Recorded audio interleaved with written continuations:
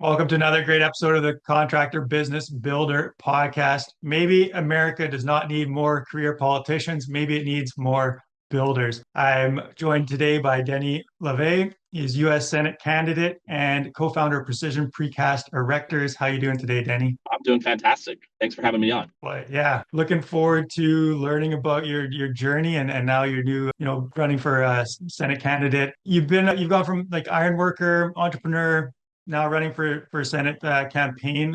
What's the story behind that? How did you get to where you are today? It's very funny. Growing up, I told my dad, who was an iron worker, I said, Dad, I'm never going to be an iron worker. I'm never going to be an iron worker.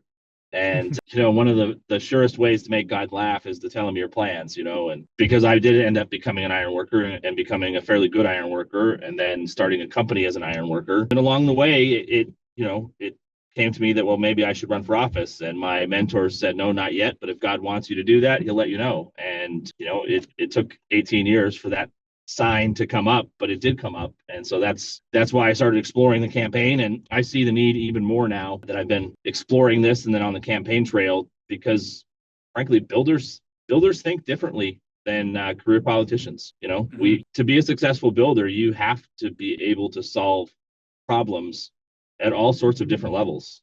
It's one thing to be a tradesman and you're solving these problems at the trade level, and that alone is amazing, right? I have the ultimate respect for tradespeople because they are everyday geniuses, and they don't get the respect that they deserve.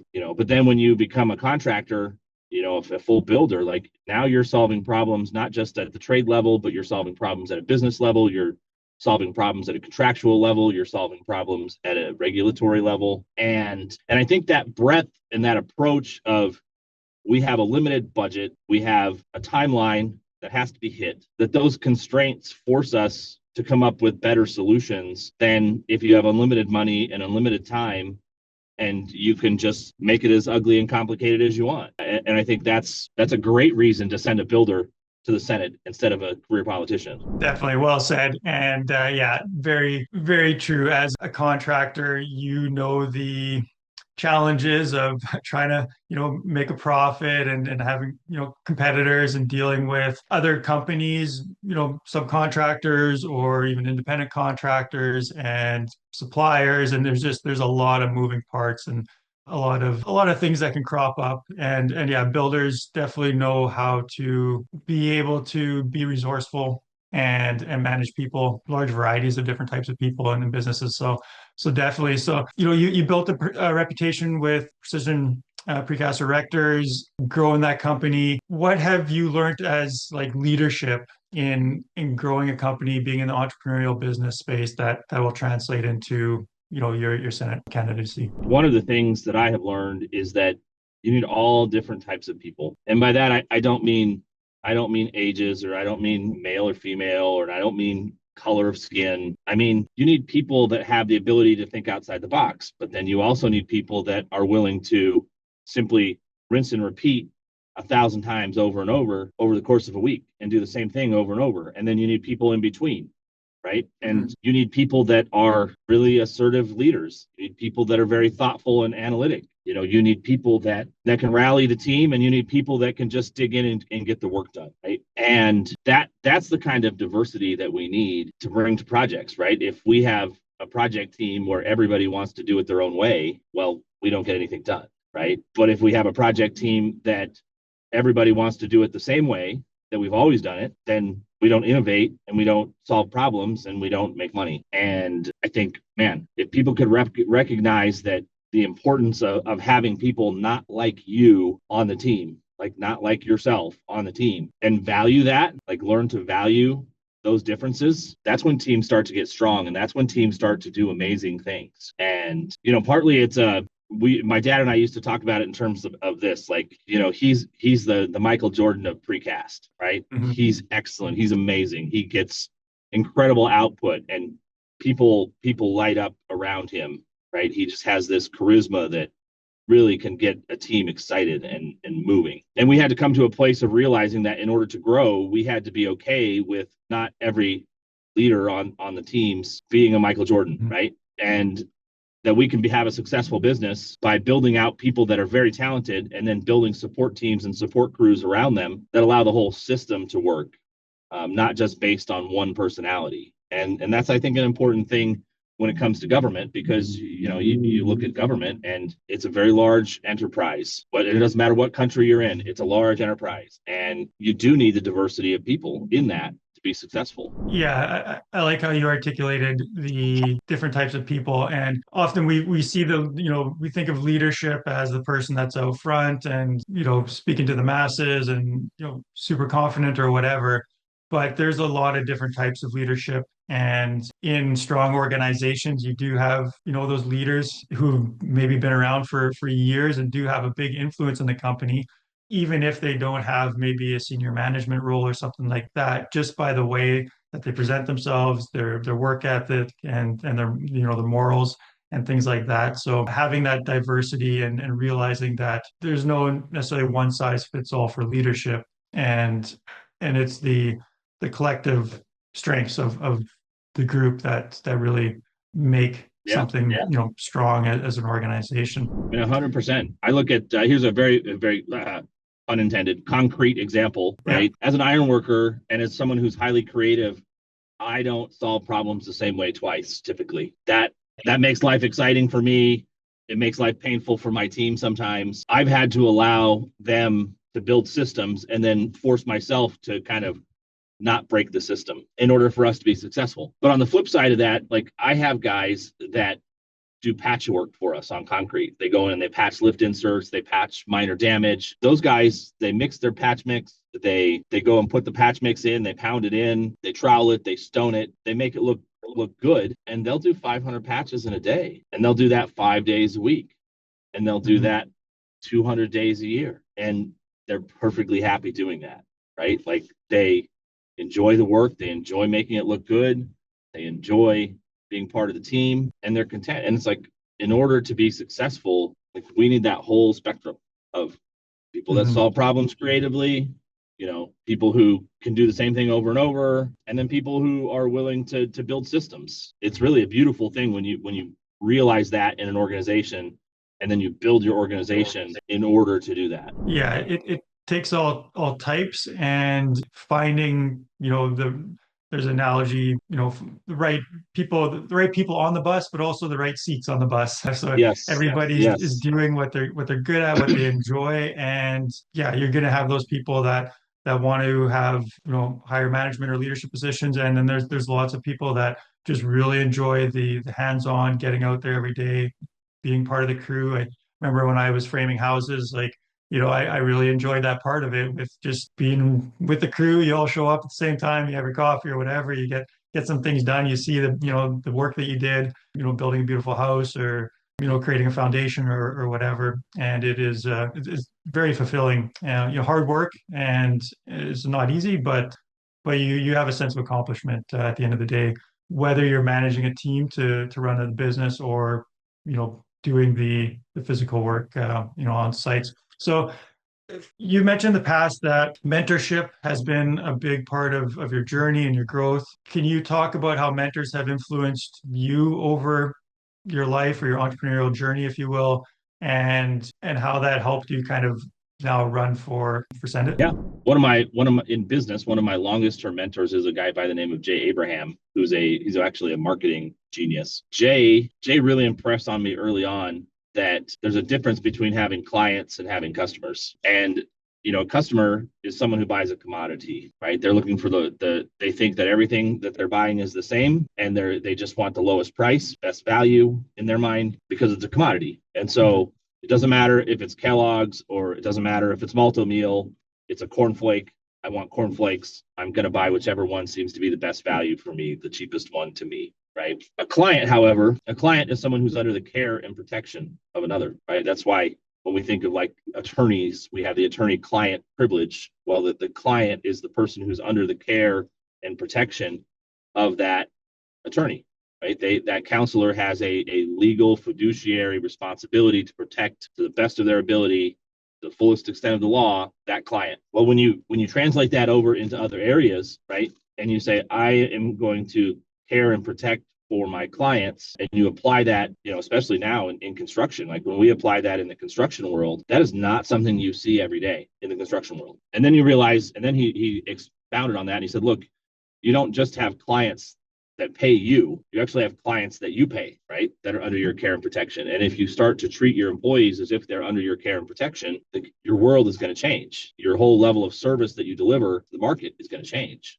So Jay had a huge impact on how I set up the business, how I run the business. And I think it's been for the better, right? I mean, we have very, very good retention. Our guys know that they are expected to care and protect the people that they're working for on the job sites. And they're also expected to care and protect for their employees. And then if it's not reciprocal, then it's okay to let people go. And it's okay for us to not go work for someone again if they can't reciprocate on that relationship. And it's a whole different space to work in when you're working in these mutually beneficial relationships up and down the chain than when it's a dog eat dog, everybody's out there to make a buck at everybody else's expense world. Mm-hmm. And I think when I look at how that relates to my political aspirations, most, especially when we get to this highest level of government, most of these folks, they have big donors, they're supported by large industries, and those industries don't always represent the good of the people of the country in America, and sometimes around the world. And as a political outsider coming in from a successful construction company, I think I can really bring a different level of care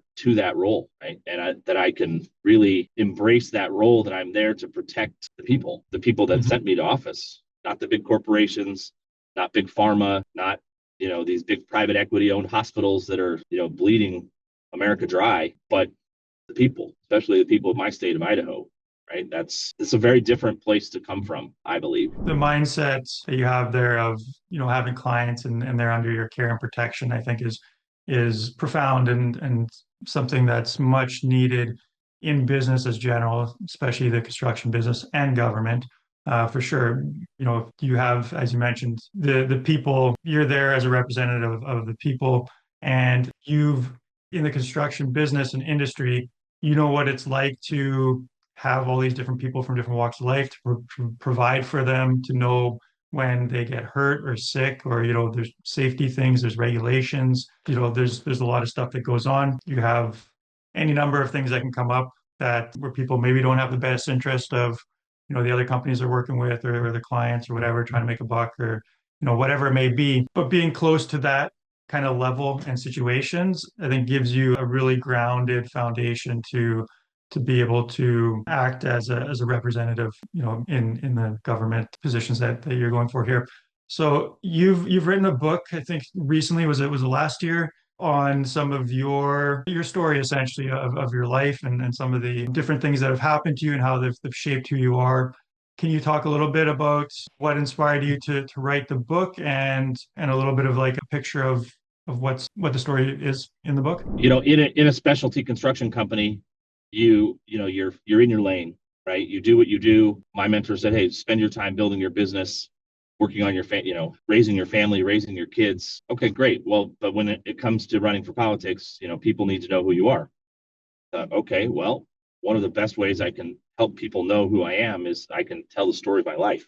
And it was not an aspiration that I took up lightly. In fact, probably about 10 years ago, I had someone recommend that I start taking notes and consider writing the story of my life. And the response from me was not very charitable and not very nice. It was not something that I thought I wanted to do. So to come to a place where I could actually share some of the, gritty details of my life, that represents a lot of healing and a lot of progress as a human. And I thought, okay, we're going to do this. We're going to be very respectful in how we approach this, but we're going to write the book. And, I start out with, hey, this is where I was born. And here's some of the crazy stuff that happened, whether it was being taken across state lines and, kind of kept away from my mom when I was 4 years old. So that set up for a divorce in another state. Like, okay, that's wild. That would not be legal today, but it was back then, right? To some of the wild adventures of my childhood, to, unfortunately, it's even more and more common today, but being exposed to a lot of unhealthy things. This is not a builder specific thing, but the exposure of children to hypersexual material and to pornography is getting worse and worse in our culture, right? When I was young, first exposure was typically at like 15, somewhere between 14 and 16. Today, some studies have put that at 8 years old, right? And frankly, my first exposure to these types of materials was around 3 years old. And like the human brain isn't supposed to be dealing with sexuality and hypersexuality at those ages, right?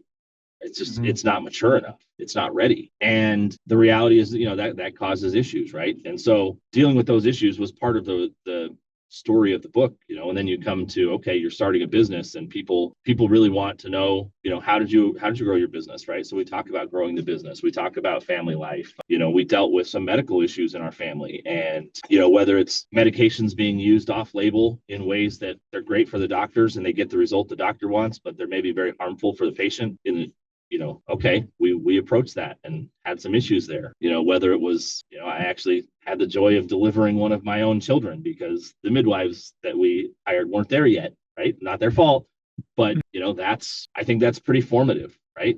Like there's not very many people in the world that have delivered their own child, but there it is, Mhm.